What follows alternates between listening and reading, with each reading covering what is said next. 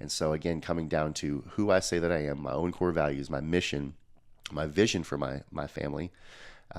Again, being aware of me falling short of those things and realizing there has to be a shift, and it has to come right now. I can't come tomorrow, can't come 3 days from now when I've had a good day at the office, right? It has to happen now. The shift has to happen now. And again, that's how we create safety and security in our homes with our wives, is the quicker we can be aware of those moments where we're missing it, the quicker we can take stock of those moments, and the quicker that we can integrate change in our attitude and add positive attitude to get us back on track, shows her that I'm someone, one, worth trusting. I'm someone that's honorable, but I'm also someone who is who I say that I am. That's really where certainty and security in a woman comes from. Yeah. And I think the other piece on this too is you kind of floated over this.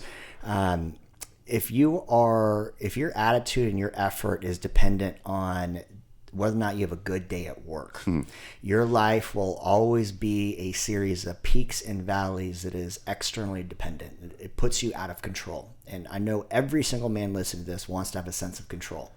And the greatest sense of control that you can have is your attitude and your effort. If you can control how you show up for yourself and for others consistently, you are going to create the most amount of predictability, certainty inside of your life, create that safety and security for your spouse or for your person, and allows you really to stay in that driver's seat. But if you are coming home because you had a bad day at work, that means that your attitude and effort, the only two things you truly have under your control, are completely predictive on the outcomes inside of the workplace. That's so powerful. And that leads right into the next point, is consistency is based upon two things: decision and effort. So a decision, and Aaron, we've talked about this before, is a decision is something that you ought to only make once. Right? We talk about non-decisions on HVM. So non-decision, or decision in general, is you decide what you want at the cost of everything else. So this goes back to the word resolution. And people like to make New Year's resolutions every year.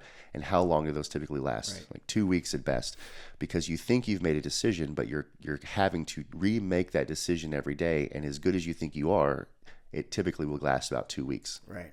Before you go back to your default ways, ways of thinking, as well as your default ways of being. And so if you truly make a decision, it has to be made one time, and you might spend the rest of your life managing that decision. But the only way to truly make a decision is to do it one time and never go back on it. Right. And that's a big piece of it. The other piece is the effort. So decision, what I have written, is decisions based on the philosophy of resolution. And resolution essentially means to cut off. So burn the boats, right? So if you make a decision, there's no other options for you because you've already decided. Right. Pre-decide, burn the boats. So that's that. And then the second one, again, is effort. My personal definition for effort, Aaron, is a determined action based on a desired outcome. So I have this desired outcome to have a peaceful, connected, loving, unified family. And it's going to require my effort, regardless of how I feel, regardless of the circumstances, regardless of my day in the marketplace, regardless of how I see myself in the mirror that day. So to put effort behind something is because I have a goal in mind, I have a vision in mind. It is clear.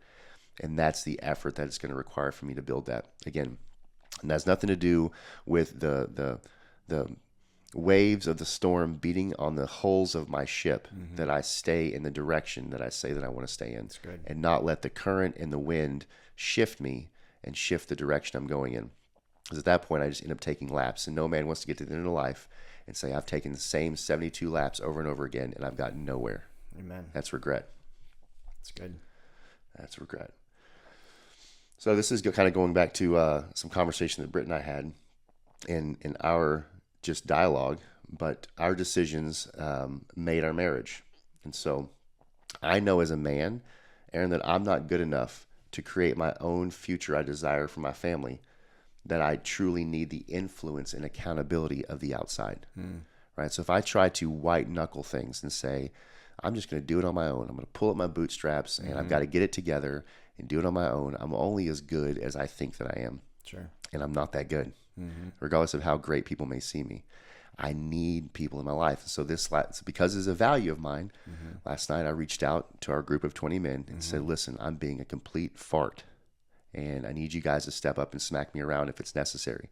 You're welcome to come over and put on the 12-ounce gloves. Yeah, that's good. That's open. Intrusive accountability. I love when you say that. Yeah, intrusive accountability, that means you're giving another man permission to show up with colliding love in your life, to collide in love, to get you back on track. Because just as Josh said, if we try to white knuckle it, do it all on our own, we will get to the exact same spot that we've already been. Because that's just the truth. That's that pattern of just repeating the same behaviors. And we need that outside influence, the social support.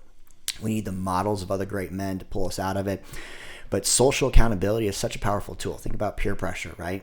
Peer pressure will drive us in sometimes negative directions, growing up trying to fit in with the wrong crowds. But in a positive aspect, the social pressure and peer support that we can get by creating accountability, the intrusive kind, is really the level that allows us to reach new domains. It's so powerful. Mm-hmm. We could end the podcast right there because it's won't. Powerful. It's so powerful. Is you've got to have people around you going in the same direction. Yep. Who you're aligned with matters more than where you think you're going. Love that. So you've got to have people around you that want the same things in life, so that just like I'm a terrible bowler, but just like when I go bowling, I prefer to have the guardrails up. And the men in my life are very much like that. Is I want to throw my ball down the lane and have some sort of impact and score some points.